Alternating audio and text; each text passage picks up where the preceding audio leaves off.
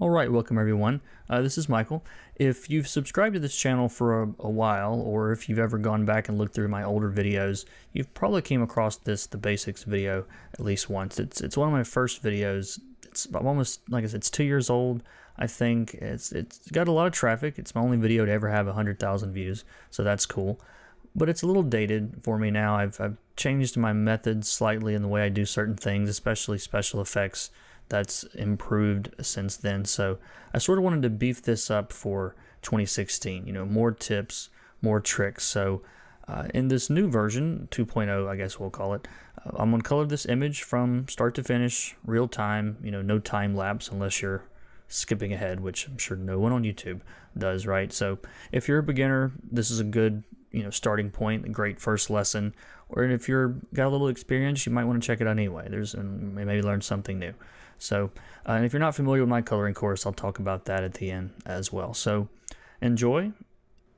Welcome to the basics version 2.0. We're just going to jump right in. So, when you first open up an image in Photoshop, you'll see that it's just on one layer. And one of the first things you need to do when you start a page is to get your layer set up properly. So, I'm going to double click the background layer. I'm going to call this inks. And we're going to set the mode to multiply. Now, this is my method. There are probably many ways. There are many ways to do this. And then I've made a new layer. That's this little button down here that looks like a page turned up. You click the new layer and drag that to the bottom, just below the inks layer, and we're going to call that flats.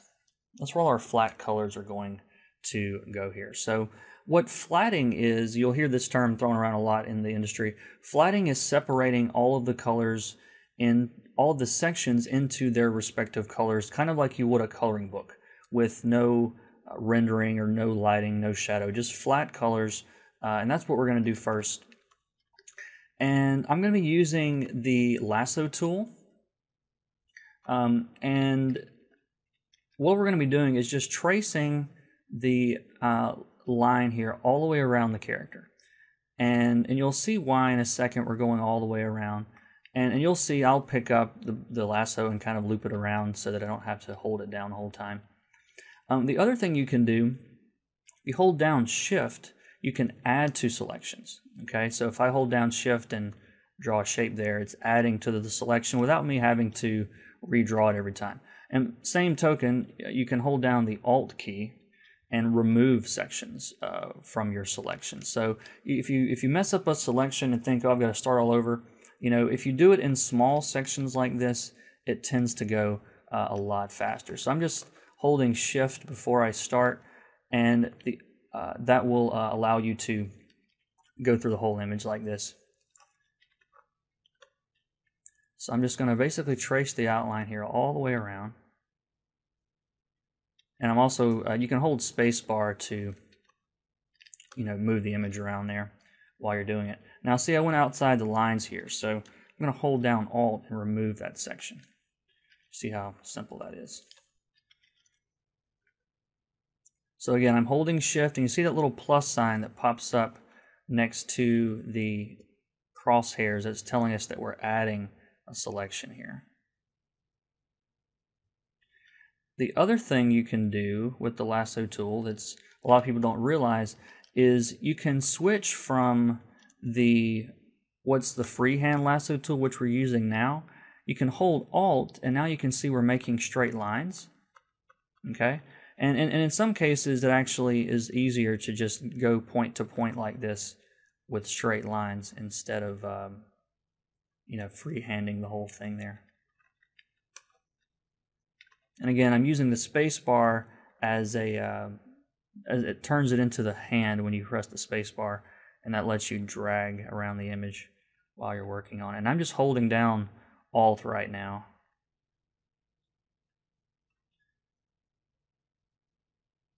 And it takes a little bit of getting used to, so I'll do this slow this time just to make sure you guys can do this. So we have a partial selection. I'm going to hold down Shift and start my selection, and then let go of Shift. And now I can hold down Alt, and I can make those straight lines again. It's a little bit like rubbing your head and patting your belly at the same time, at least when you first get started. I know for me, when someone showed that to me and I said, well, that seems simple enough, and then I tried to do it, and it took a little getting used to. So one more time in case you didn't get it. Hold down Shift, let it go, and then hold down Alt. And now I can go point to point like this with straight lines, or I can freehand. I'm just holding down Alt the whole time.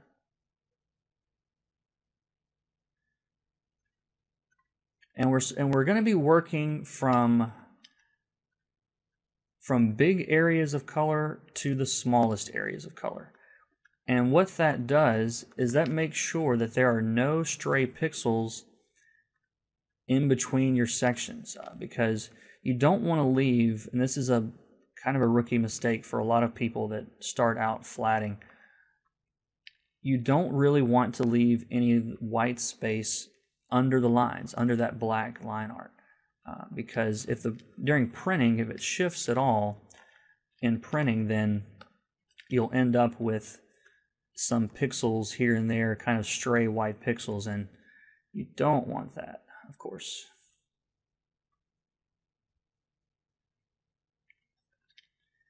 It's also really important to make sure that Anti-Alias is unchecked while you're doing this. I should have started with that probably, but Anti-Alias is what makes the lines look fuzzy on the edges, and we don't want any fuzzy edges. You'll see what I mean here in just a little bit.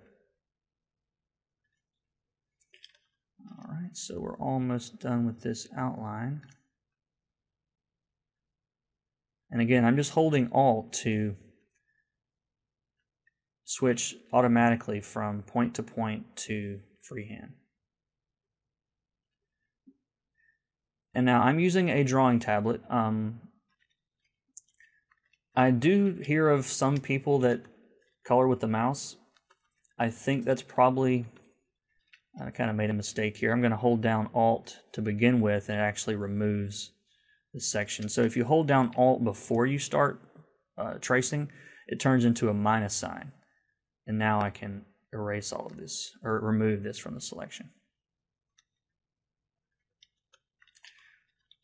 But yeah, you can use any drawing tablet will work. The one that I'm using now is 13 years old, so you don't have to go buy the newest, fanciest tablet there. So we've got our outline. Now I'm going to switch to the bucket tool.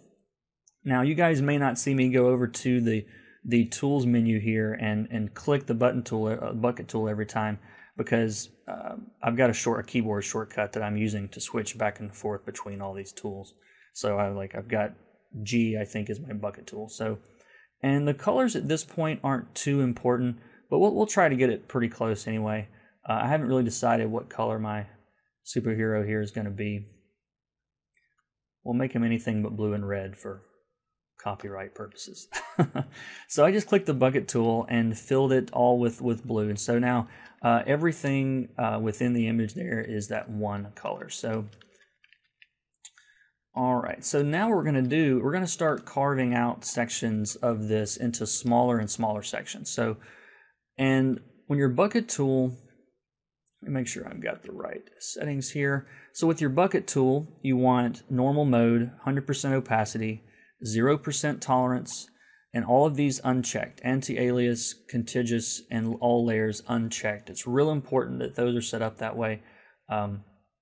Otherwise, this is not going to work the way that you want it to. So, all right. So with the lasso tool again, I'm going to ignore the areas that we've already traced. Okay, like where his hair meets the background. I don't need to trace that again if my tool settings are correct. So I'm just going to go around his ear. We're going to get all of his hair here, and I'm holding down Alt to switch to the polygonal version and looping all the way around to save some time. And let's make this guy, we'll make him brown hair there. And if your settings are correct, then it's not going to fill in that entire selection. It's just going to fill in that area that you corrected there. So this makes this go really quickly. So I'm going to just loop all the way around his head. And we're going to select all of his skin here.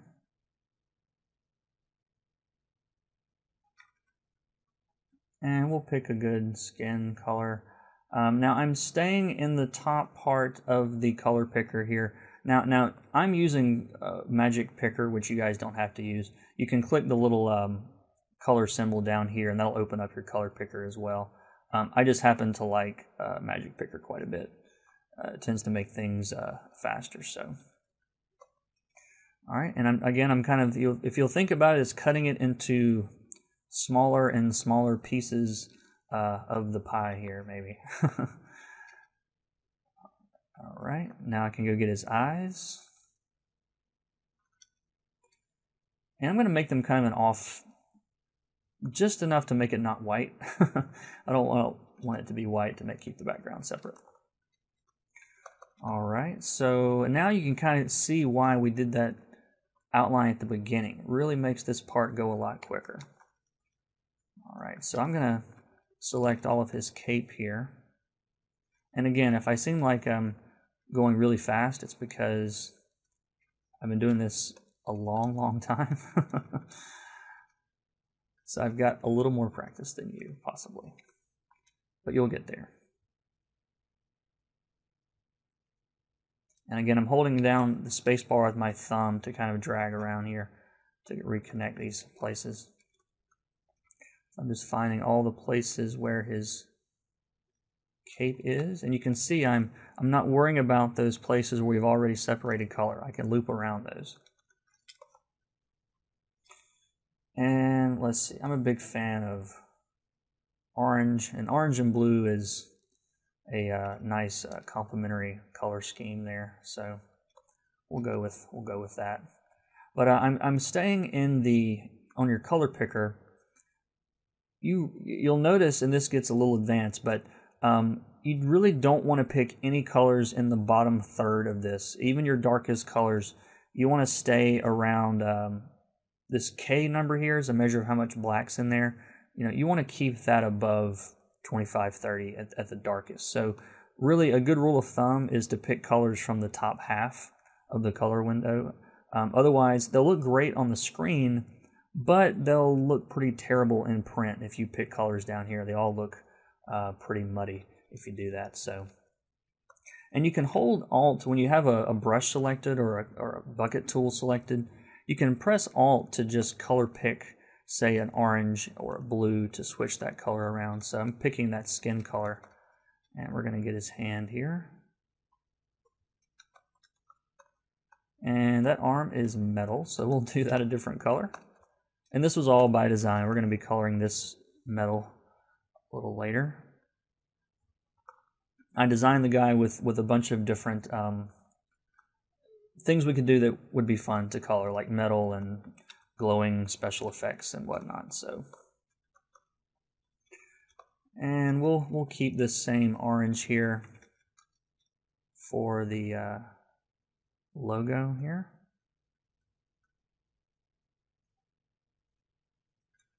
And the guy, I go by K. Michael Russell on all my credits, and so he put a big K on the guy's chest, which is fine.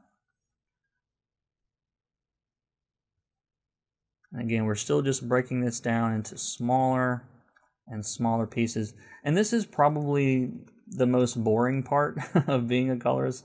And actually, this part tends to be hired out. You can actually hire people to do flatting itself, which almost all professionals do, because it's actually the most time-consuming part.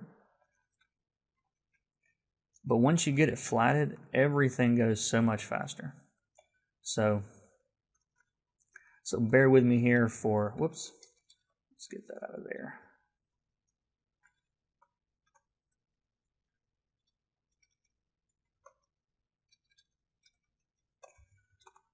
All right. Actually, we're almost done here.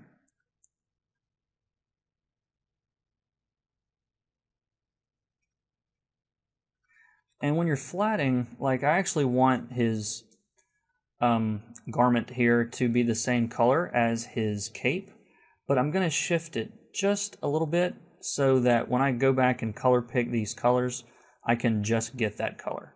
It's close enough that it's not going to make that much difference. in once you get it done with the page. I kind of messed up here.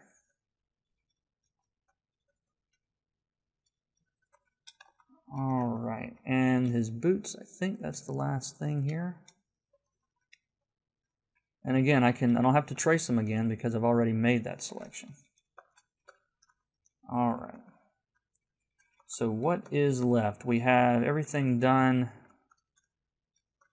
We could make this a different color here on the end.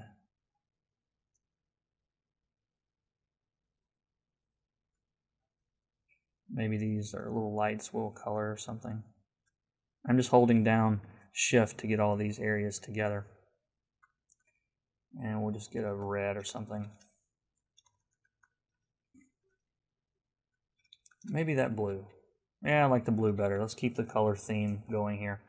So anyway, you'll notice all of these colors, if I pick these colors, and you can see the color picker changing, they're all in the top, half. Even this blue, which looks pretty dark, relatively speaking to the rest, it's still, only about 16% K, which is the black there. So you want to keep an eye on your colors, keep that there. So now the image is flatted, and we can start rendering.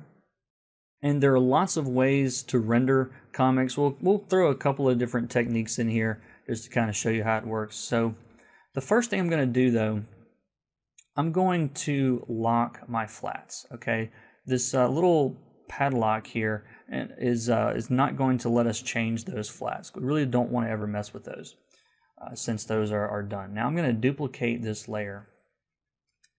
We're going to call it colors. Now I don't want this one unlocked, so I'm going to unlock that.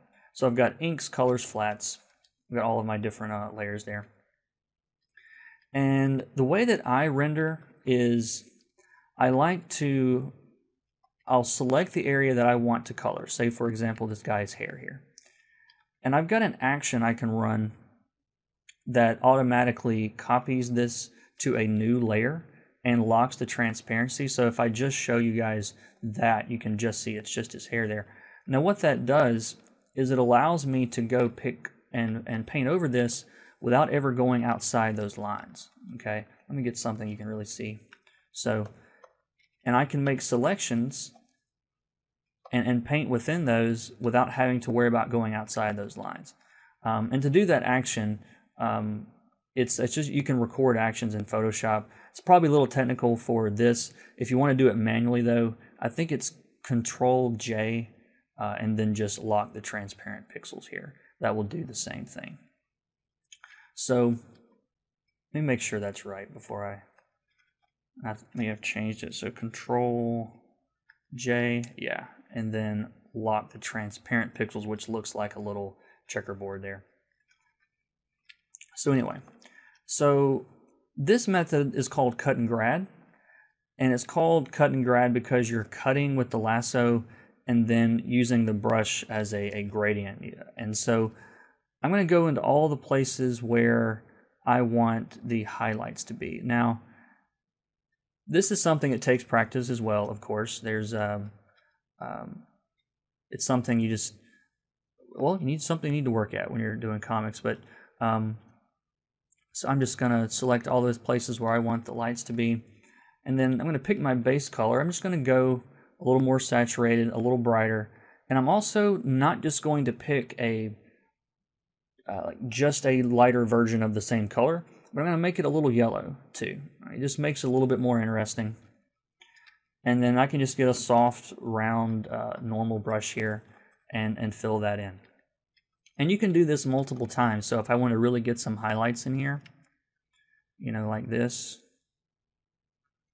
and go a little brighter, you can see how fast that is. And then all I would have to do is merge that back down and go to the next section. I can pick his skin, run my action to put that layer on top. And then I'm going to, let's say the light's coming from the right, and in this case, I think it is. Yeah, you can see the shadows under his legs here. It's kind of coming, and the shadow on his arm. You got to pay attention to those.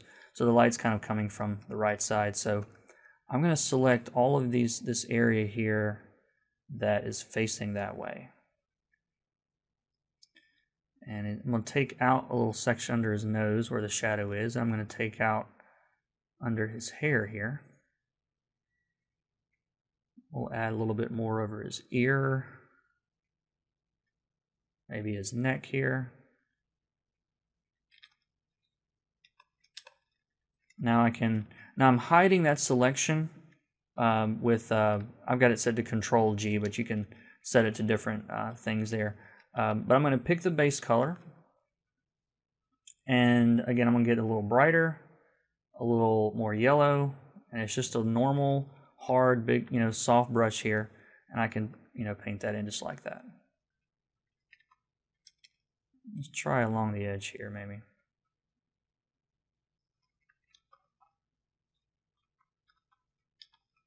And I can do the same thing on his hand. This is going to glow, so I'm going to leave this where it is for now. We're going to make his hand glow in a second. Tell you what, we can do a little bit here. We'll go ahead and kind of trace in some rendering here. And I'm going to go pick that color I used. The other thing I'm doing, one thing you may notice me doing that I haven't explained yet, when you see this red thing pop up on the screen, if you have one of the newer versions of Photoshop, you can actually hold down Alt and then hold down the right-click button on the pen, and you can drag it left and right to change the size. So let me show you with a brush here. So like, you get over here where you can see. So like that's one size, drag it, make it bigger, make it bigger, make it bigger, or go back down and get smaller again. So it's a really quick way to change the brush size. And again, hold down Alt and then hold down the right click on the mouse or on the pen, either one. Dragging it left and right will change the size. Dragging it up and down will change the opacity or the hardness, depending on what your brush is you're using there. So, all right, so we got all his skin done. And we can do his cape now, maybe. So I've got his cape selected. And let's see here. So I'm just going to trace all the areas again where his highlights are going to be.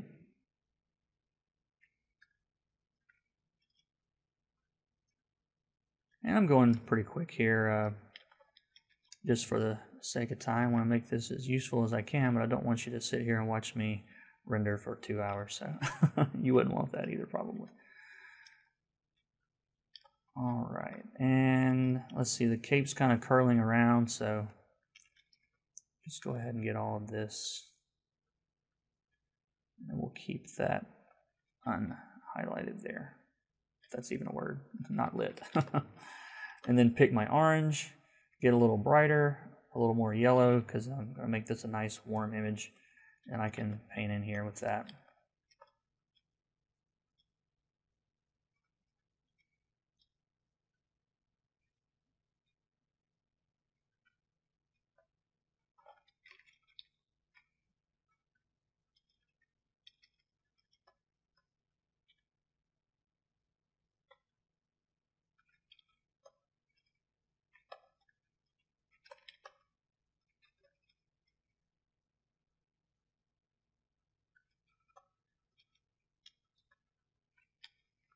All right, and that's pretty good. Oh, I forgot to, I selected this area and then didn't color it. That makes sense. Let's go back and fix this again.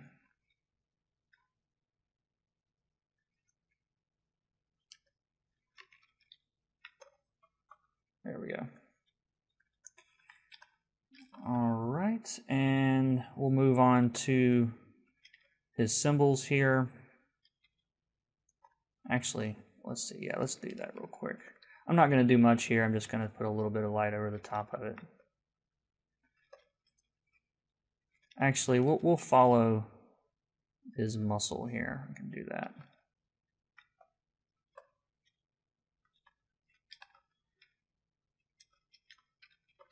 We still need a little bit over here, though. There we go. And then his I guess it's outside underwear. Who knows? Whatever these superheroes are wearing these days.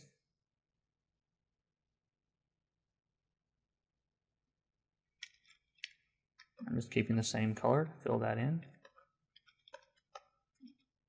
And then this is all mostly going to be in shadow, but I'm going to get this front of his shoes because the light's coming from the right. Oh, I didn't. I need to reselect that. So I'm going to select his boots again, run my action and put it on top.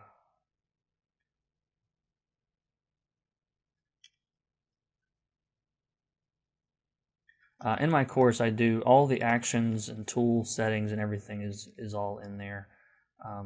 If that part's confusing, like I said, actions just do things automatically for you. Make it a little bit faster. So we've got all of that. And I want to show you guys another method you can do. Instead of having these hard edges on the edge, you can change the feather on the lasso tool to say 10 or 25. It's on the settings up here at the top. And I just clicked the blue and then I ran my action again. Or again, that's Command J or Control J. And then lock the transparent pixels there. And so I can highlight areas where I want the highlights to be. But this time the difference is my lasso tool is set to the feather is set to 10, and we may have to go up to 25, but we're going to try this anyway. So I'm just selecting all of these places. Let's test this real quick before we go all the way through. So I'm going to choose the blue and go brighter. Add a little bit of green in there, maybe. We'll try that. And now you can see the edges are softer. And so we can probably go to 25. So like if I change that feather to 25, let me just do his arms here.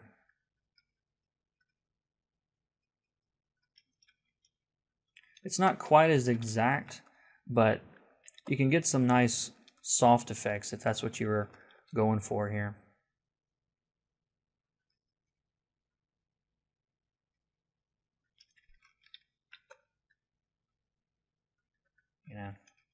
So you can see it's just a little smoother look.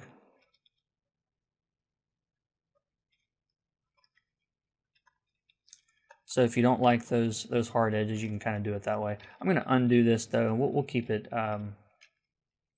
consistent. So I'm just going to I'm going to select all of these. I want to make sure my lasso is set to 0. I'm going to select all of these areas where the light's going to be going to. Again, I'm thinking about my light source, which is coming from the right.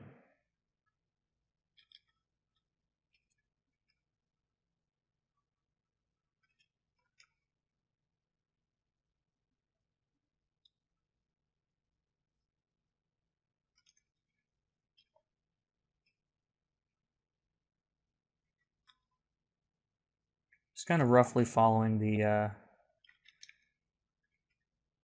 shadows on his muscles here. I'm going to remove some areas there. Let's see what that looks like. It's a little bright for my taste. Let's see. There we go. And you can do this in big sections or smaller sections, whatever you're comfortable with. If you just want to do like a leg at a time or something, I mean, you could do that. But just for the sake of time, I'm doing it kind of big areas here. So, all right. So we've got the everything pretty much rendered out here. Well, the shadow, all of the light sources. What I like to do, well, we got his arm here, don't we? Let's do his arm, and then we'll go back and do that. So for his arm, I'm going to switch to a color dodge on my brush. Now I've got a preset for this already, but basically what you do is you select your brush. It's just a soft brush. Set it to color dodge instead of normal up here at the top. Set the opacity really low, down to maybe 10 or 15. I've got the flow set at 50. And color dodge is it's a good brush for special effects and things like metal and fire and things like that. So I'm just merging all of these colors, these layers back down after we're done with those rendering layers. So I'm going to highlight the metal. I'm going to run my action again to put it on a new layer by itself.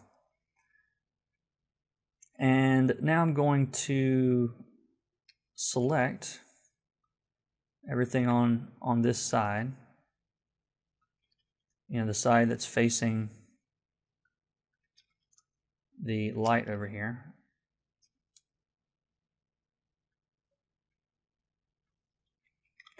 And I'm going to pretty bright blue brush. And you can see this starts to get pretty bright pretty quick. And the more you press on it, the brighter it's going to get. So it's really good for doing things like metal. You can actually go brighter, and it'll really kind of wash it out pretty quick. So you kind of have to be careful about this. You don't want to go too crazy with it. But it's really starting to look like it's metal now.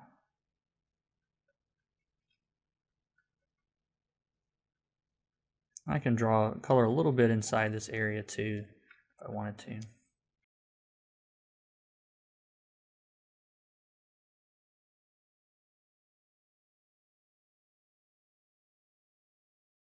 So we've got his arm done.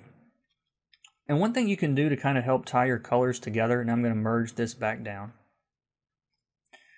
is I'm going to select all of the areas that I haven't rendered yet. So like that little bit of brown in his hair. I can use the magic wand tool to select that.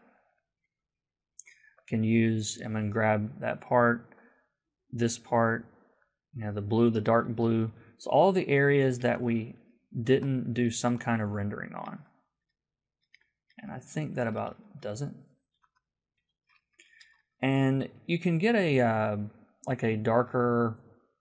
slightly darker, even like a dark blue or navy, or just kind of depends on what you're doing here. But and I've got a shadow brush. This is set to 20% opacity. It's not particularly dark, but I can now paint in all of those sections together.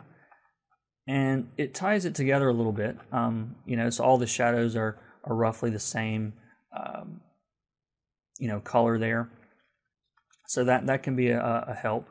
And let's see, what do we have left? Oh, I've got this little bit of blue here on his arm. Do this real quick.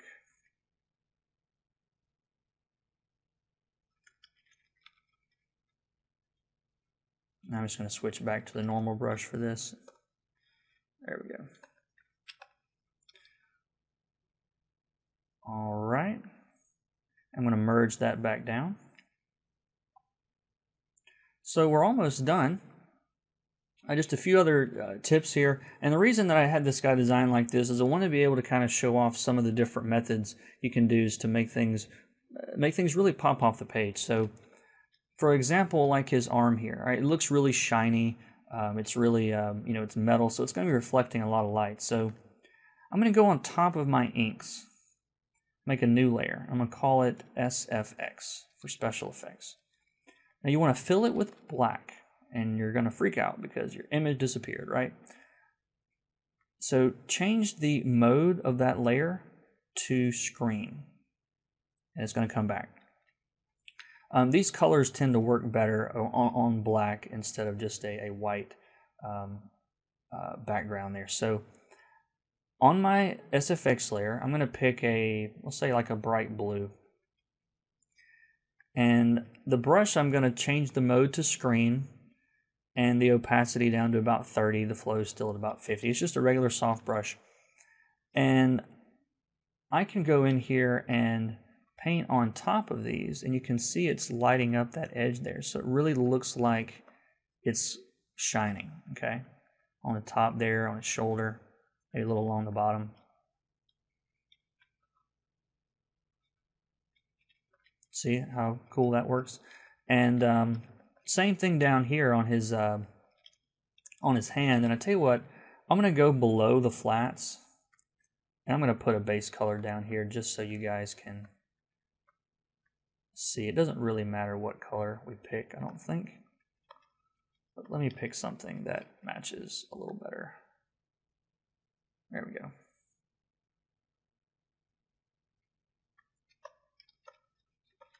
Now you can see I kind of overdid it on these on these special effects there. Let's see if I can fix that. Get a normal brush with black and kind of tone that down a little bit. And you can just use a black brush on that if you ever have that happen. So we've got his arm there, really shiny. It's probably overkill, but we're just making a point here. And the same thing on the special effects here. Maybe he's got some kind of purple power here or something.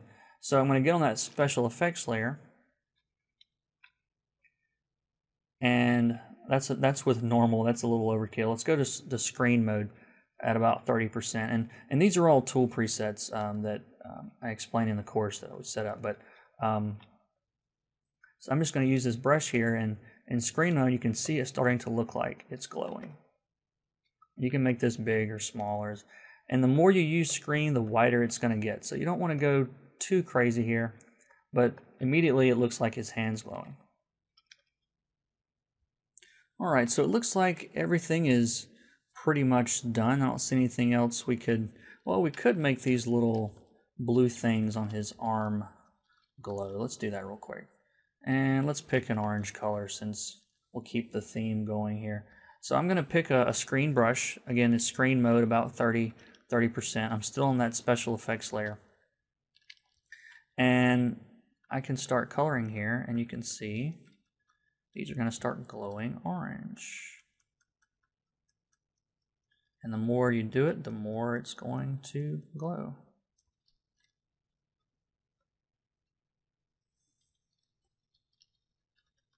There we go. Now he's rocking. All right. So now one problem I hear a lot from students is they'll color something and they say, well, how do you get your colors like they fit together so well that when I color they don't look like they fit? Now a lot of that just takes a little practice, but one thing that's kind of a trick you can do to help tie your colors together is on top of everything, I'm going to make a new layer over here, a little new layer symbol here. And I'm going to fill that with just on these blue colors here, for example. And of course, you see everything turns blue. Now, instead of choosing screen this time, I'm going to choose color. And what that does, it's going to make everything a shade of that blue. Okay? So, and I'm not going to get into all the color theory reasons as to why this is, but if you change the opacity, because well, color theory can get a little complex here. But you can change the opacity of that color layer to, well, it doesn't really matter what you change it to. There's lots of different methods here. But if you just wanted a subtle way to tie it all together, you could maybe set it to 10% or so.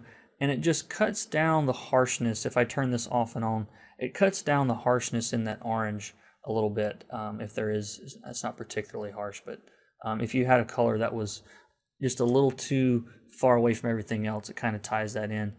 Another thing I like to do with this, let me push this way up, you can change the color itself of that layer and get different effects. So, you know, maybe this guy is, you know, on planet Mars or something, you know, and it's, you know, it's a red planet with a red sky and everything's red, you know. Well, now he still looks like he's blue and orange, but everything else is red now. Or maybe he's underwater. You know, you could shift it around to green or blue. You know, maybe he's under the sea there or something. Or he's on an alien planet with a green sky. Who knows? Let me see. Let me put this back. So you can see, how much you can learn here in just an hour, not even an hour. I don't know how long we've been doing this now, but we've gone from the flat image here, or not flat image, but just the inked image, to doing our flats, doing our rendering, and then doing some special effects, all in just a little bit of time here. One of the problems today with trying to learn how to color comics is that there's a lot of resources out there, but they're just really not very organized. They don't build on what you've learned. And even with YouTube, and there's a lot of good stuff on YouTube. I've got my own YouTube channel, but it's a lot of information that you're trying to gather and kind of figure things out, especially when there's so many different ways to do things. This is just my method. I think it's one of the best and the fastest methods, but it's just my method. There's a lot of ways to do it. So what I did, and about a year ago, I started a online coloring course, and I can actually show you here. So, and you should be seeing the course now, or this is what it looks like on the inside anyway. So it's about 10 hours of video tutorials. There's a lot of stuff in here, and we go over all the different aspects of coloring from start to finish. I really kind of try to condense everything down here just for the sake of time. Nobody wants to sit through a webinar that's 2 or 3 hours long. I wouldn't anyway. But it's all broken down into sections, and each lesson you take what you learned and you take that information with you into the next lesson and learn something else. And this is the syllabus, so all right, we know it's official if it has a syllabus, right? So the getting started section, for example, of course, we've got the introduction, course outline, the tools. We talk not the Photoshop tools necessarily, but we talk about tablets and the Photoshop and all the different types of tablets out there.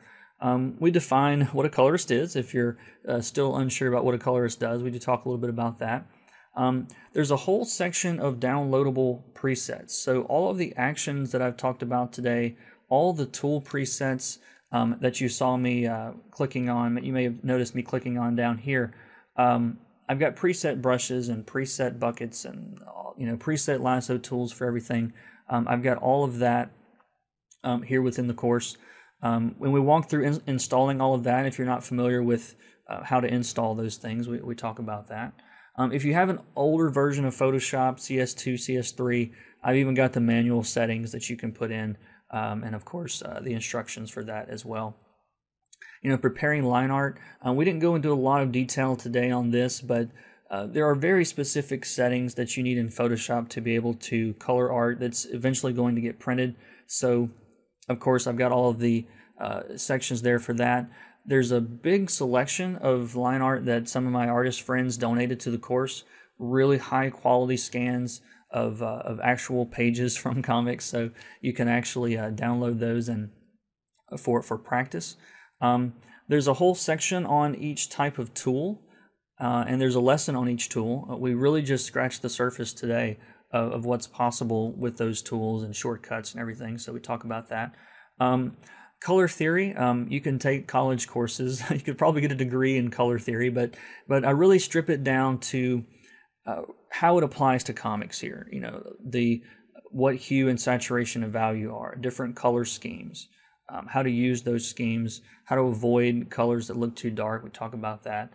Of course, I've got a section here on flatting, which we kind of touched on today, but we go into a little bit more detail there. All the different rendering types and storytelling. We didn't really talk about storytelling today, just with the one pinup image there, but storytelling is extremely important to coloring, and it's something that colorists are a part of. Colorists are storytellers just like the artist or the writer are, and we talk a lot about those concepts. A lot of the things here is people tend to miss the forest for the trees, like I did, for example, when I first started. I thought, well, I can render really cool and I can do awesome lights and shadows, and that makes me a good colorist. And it's not necessarily true. You can be a great renderer, I guess is the word. But if your storytelling doesn't work, then the pages don't work. And so we talk a lot about that throughout the course, but we do have a section on that. All the different rendering styles, cut and grad, which is pretty much what we did today, cell shaded. So if you're into anime or manga. A lot of them use cel shaded art styles.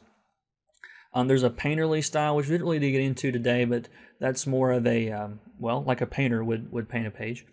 And then just a flat style, which those can be the most difficult styles actually, but we talk about that. This next section, we actually take everything we've learned so far and actually walk through one image together. Okay, so whereas the first section is really more exercises and kind of learning the ropes there, the basics, this really starts putting it into practice. And then after that, we get into even more advanced techniques. So color holds, which really didn't do in this lesson, but that's changing the color of the lines. And that you'll notice that in a lot of comics these days. We'll talk about that. Using textures, different brush modes. We'll go into detail about all those different overlay, screen, color dodge, special effects, which we touched on today. How different surfaces impact rendering. You know, that's something that we didn't really get a chance to talk about much, except for that metal. But you can see multiple light sources, layer masks, adjustment layers, a lot of different techniques there. We'll talk about preparing pages for use in print and on the internet, and how I keep my work organized. And then the last section is about the business of being a colorist. You know, what needs to go in your portfolio, what editors are looking for, finding work, you know, where to go to get started. That's kind of one of the hardest things, and we talk a little bit about that. I've got a section on collaborating with others, which I've learned over the years, which a lot of times is common sense, but you would be surprised these days. And I'll even tell you how I kind of broke in, quote unquote, into starting comics there. And then there's just several bonus videos at the end, which I do full demos, walkthroughs on. So, and I'll kind of show you how this works. You can I'll click on one of these, and it takes just a second to load. And then it's going to start playing that. I'm going to pause this so you don't hear me twice. But we'll actually go through the pages here in video lessons. You can pause it, you can rewind, you can go back, you can watch these as often as you want to. So if you find yourself stuck on something, then you can go back and rewatch that over and over.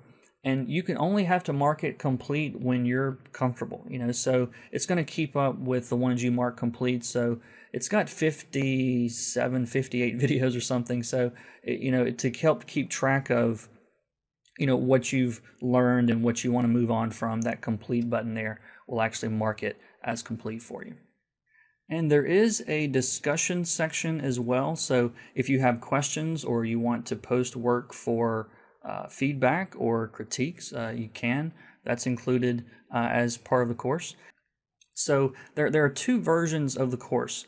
There's one that's all online. You can watch it on the web. You can watch it on your phone or your tablet. Anytime you have an internet connection, of course, you can stream those videos there. There's also a downloadable version. Now, everything in there, all the videos included, also can be downloaded. So if you have a shaky internet connection, or you know, if you want to take it on a train or a plane or wherever you guys get around these days, but you can, if you don't have to be on the internet, you can just download those videos, take them with you, you know, watch them whenever you want. But that is it. I appreciate everyone for coming in today. I hope you learned something. And you can also email me at info@coloringcomics.com. That's info@coloringcomics.com. So hope to see you in the course. Take care. Bye-bye.